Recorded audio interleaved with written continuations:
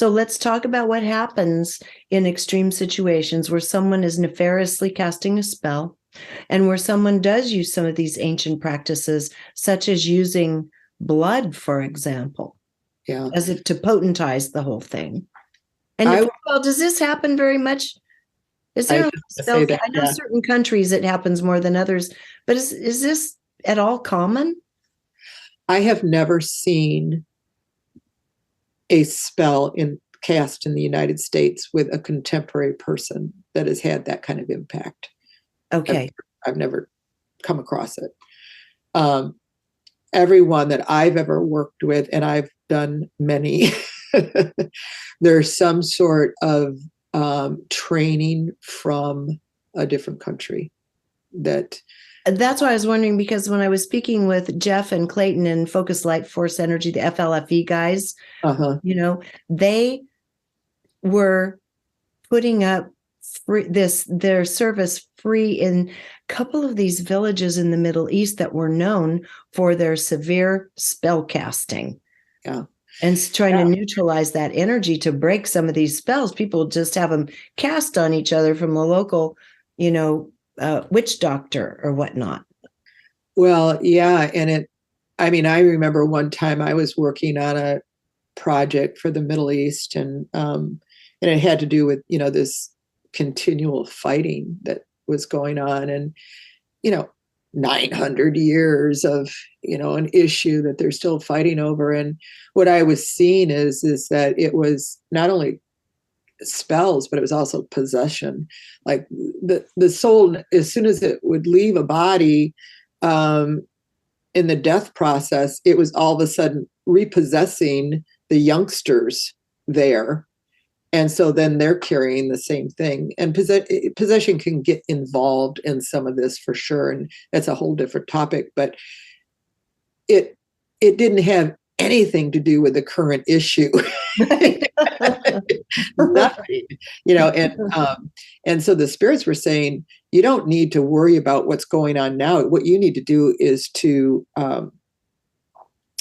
cycle pump, which is a term that's used, transition the souls over as people are dying. You need to get their souls over to the light so that they're not possessing like they were. And so, it can get it's a whole new vocabulary for people and understanding.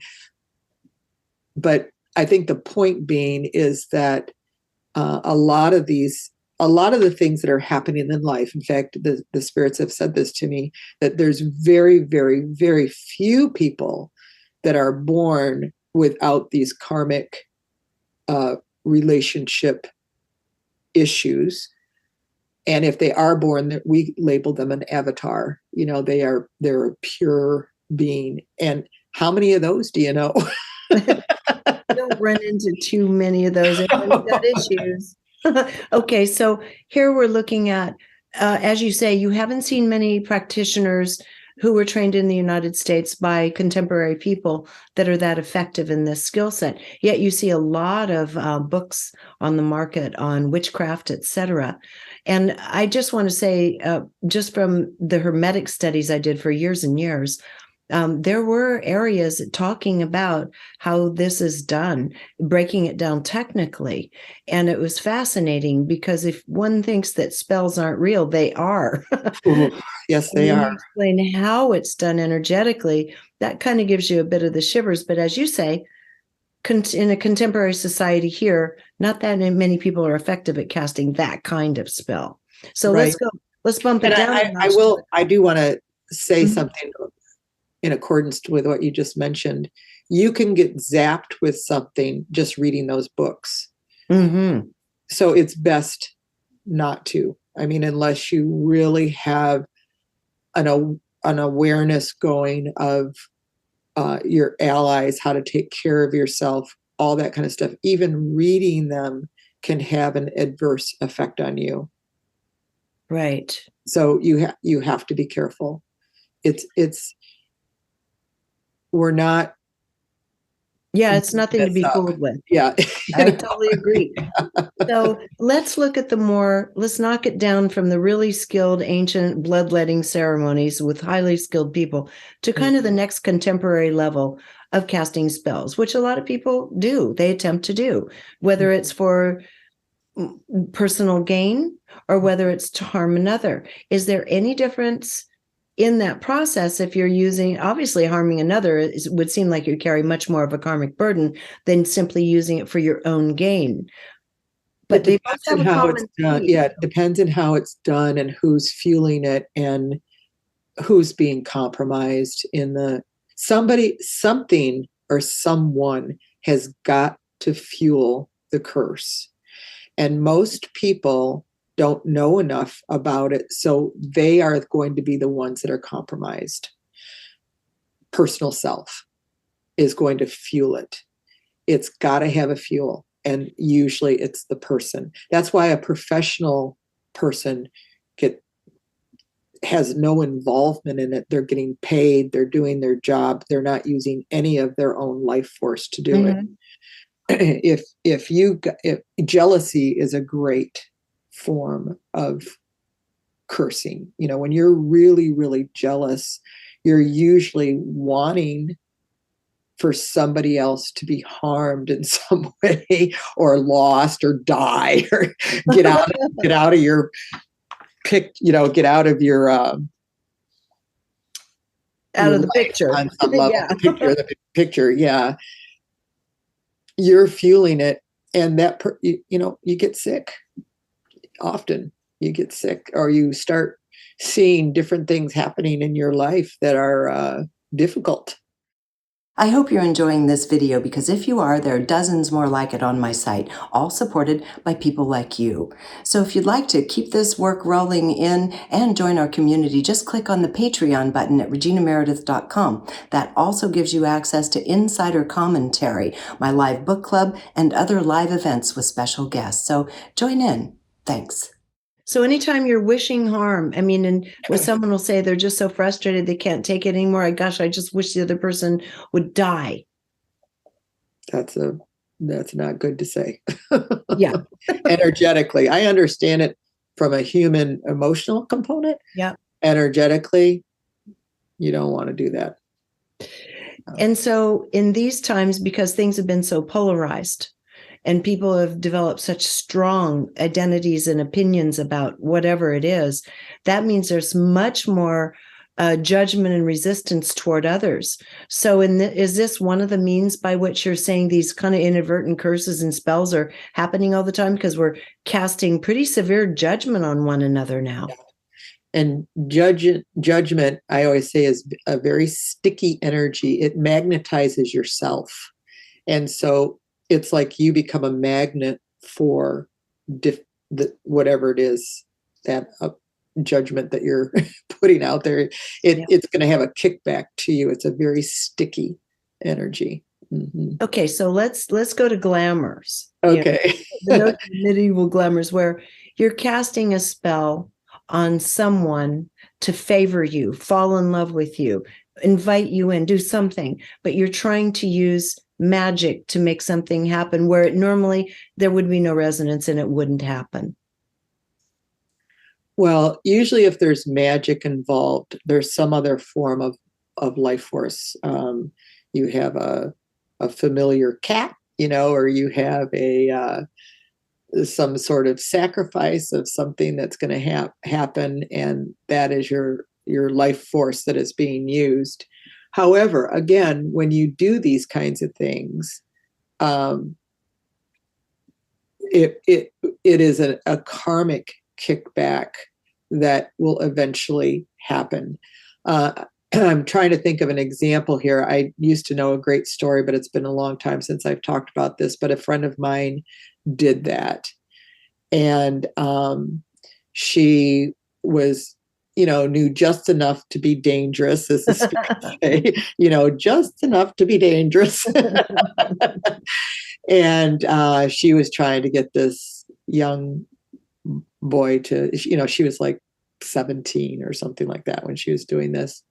I actually have two friends that did this. And it kind of worked, but then she got tired of them and she couldn't get rid of them. Uh-oh. Yeah. And it became this very, very kind of fatal attraction type of ordeal of stalking and of, it just backfires in your face, really. Better to let natural resonance step in and try to push the issue.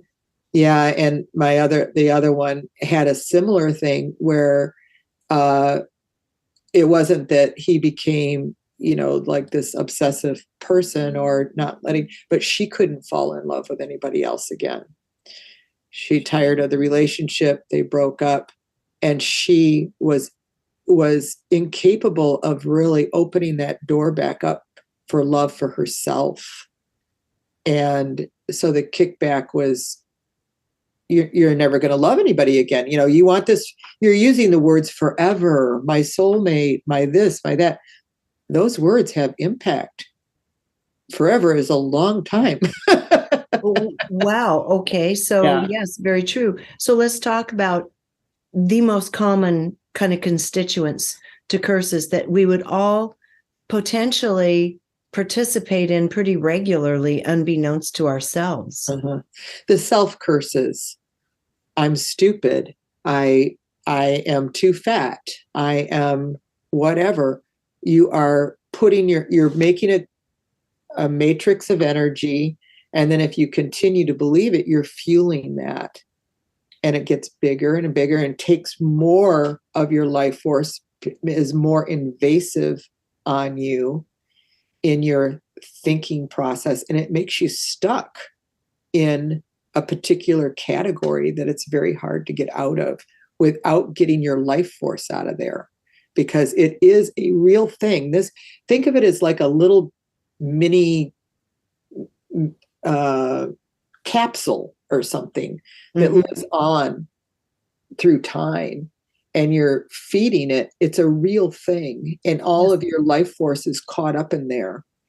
And so it has a huge effect on you, and you did it to yourself. And as you say, most of the spells cast are spells we cast on ourselves. Yeah. And, maybe curse is too big of a word, but it is an intruding energy. It is, and an intrusion is something that is affecting your well-being. According to the, shamanism, you're born in this divine form. Your soul is divine, and then you have these things that intrude in on you that are a resonance or a frequency that's other than this divine thing, and that causes a discord. You've got one thing that's vibrating here at this very high frequency. You have this intruding energy that's a low frequency. This causes a discord. The discord then affects your body. Something breaks eventually because it's out of sync. It's out of harmony. It's out of alignment. And eventually, like, think of a wheel on a car that's out of alignment. It's boom, boom, boom, boom, boom. Well, yeah. Eventually something's going to break in the car because it's out of alignment. Well, it's kind of the same thing with the body. And so again, we're not looking at all the personal reasons and the emotional reasons. We're just looking at energetic frequencies. If you enjoyed this video, be sure to subscribe to my YouTube channel. And you might also want to consider joining Patreon, which allows me to keep all of this content free and available to everyone. And if you're looking for like-minded souls, you might also enjoy my online community called Our Neighborhood. Links to join are in the description.